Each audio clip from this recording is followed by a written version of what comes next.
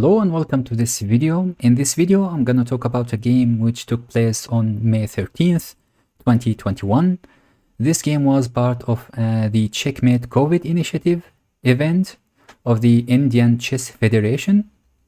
In this game, the previous World Chess Championship, Vishy Anand, meets one of the donors, the Indian billionaire Nikhil Kamath.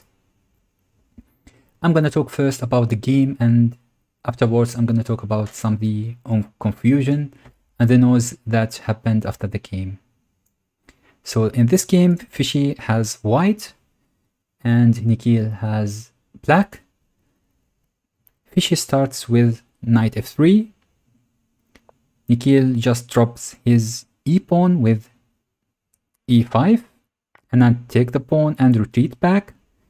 After this move, we see some normal development moves on both sides.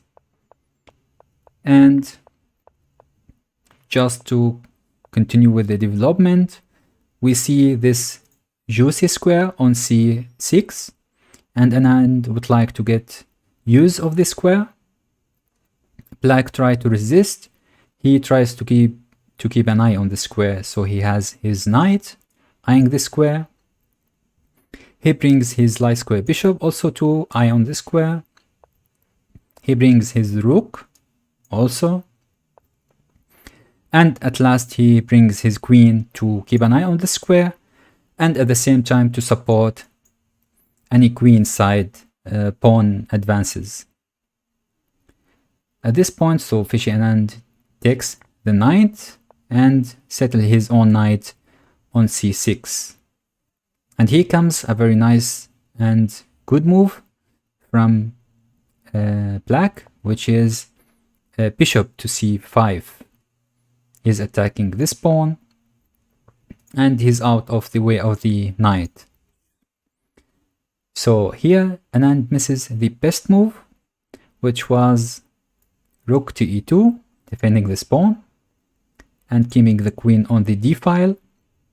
So what Anand played was queen to e2. He is also eyeing this e5 pawn with this move.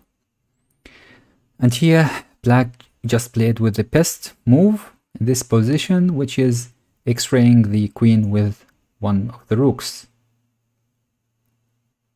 The best move in this position also was missed by Anand, which was just to move the queen away from this dangerous file, and he just took this pawn with the point that, okay, let's trade a knight and a pawn and a rook for bishop, pawn and a rook.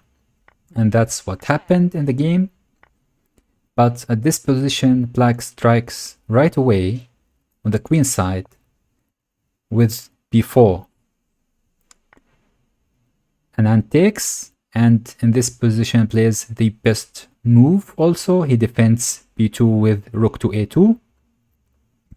And here comes this dangerous check from bishop b5. The best move in this position, which was suggested from the engine, is to move the king to g1. But Anand spotted that this move is not really good for white, so he tried to avoid this move. Feel free to pause for a moment and check for yourself why is g1 not a very good move for white. Well, it's the best move, but still not a good move, because after king to g1, black simply can put his bishop on c4, and now he's asking this rook the question. This rook needs to move. This knight is pinned because the queen is not defended. This knight is protecting this rook. This rook is protecting the b2 pawn, which is itself protecting the knight, which is pinned. So it's really very annoying move, this move. And the only move in this position is to move the rook to defend the queen. The queen can take on b2, When asked again, he can take on c2. And now the knight needs to move, or else it's gonna be dead. This is the best move, and black can just take the d pawn, and after some trades, black will end up with 2 extra pawns. One is doubled, but one is on the a file, and it's pretty much passed and very hard to block. So this position, it is pretty much winning for black. This position saw Vishy Anand, so he didn't like it, and he wanted just to block with his knight. He didn't like to move his king and deal with such ideas. So he played knight to e2, and now black just simply retreated his queen to d6. And just imagine, look at this position. What do you see? We have first this pawn, which is hanging. It's defended. It's attacked twice, defended once. Also, the queen. The queen is eyeing this pawn, the h2 pawn, which is hanging as well. The c2 pawn is hanging. The knight on e2 is pinned. The rook on a2 doesn't do anything, and it's not defended. So it was pretty much a hard choice, but he went for the defense of this pawn and getting out of the pin at the same time.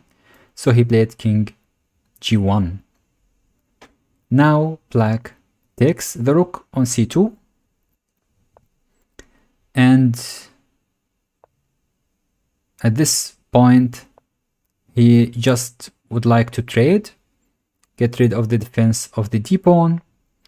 White takes, black takes, and once again check out this position. We have the knight, the queen are eyeing this h2 pawn, and if white was not careful, it's gonna be mate. And we have this rook, which is also on the second rank. So the situation is very dangerous for white. Anand plays also the best move in this position, gives a check on e8. King moves to h7. Now he forks with queen to e4. The check on the king, the knight, and the rook at the same time. Now in the game, black plays simply g6, blocking the queen's check. And now what would you do if you were white?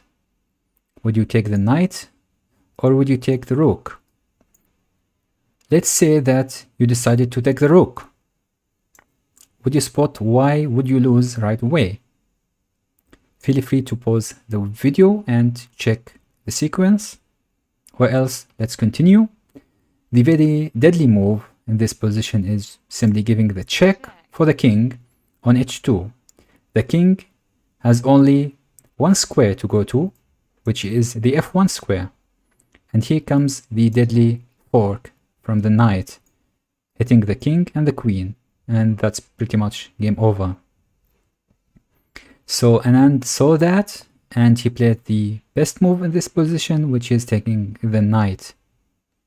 But also still not very, it's still winning for black, and that's because of this simple check on c5. The king has only also one possible move, which is to h1, because moving to f1 means mate in 1. So the king needs to move to h1. Now simply giving a check on c1.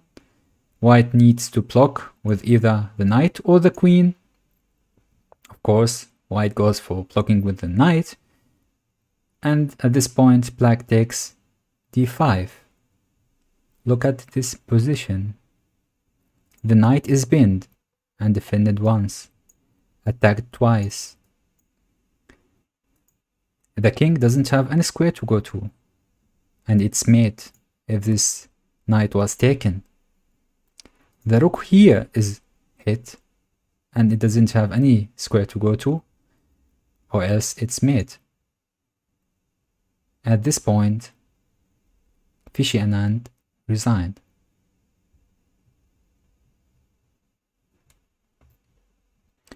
After this game, Nikhil Kamath tweeted that he got help from people analyzing the game and from computers as well. This means that he was cheating. So despite the nice moves in the game, this game was against the ethics of chess. And this is a very sad story I had to tell you now. And I hope that this does not happen in the future anymore. Please keep up with the ethics of chess. This is a very great game. Enjoy the game and hope to see you in the next video.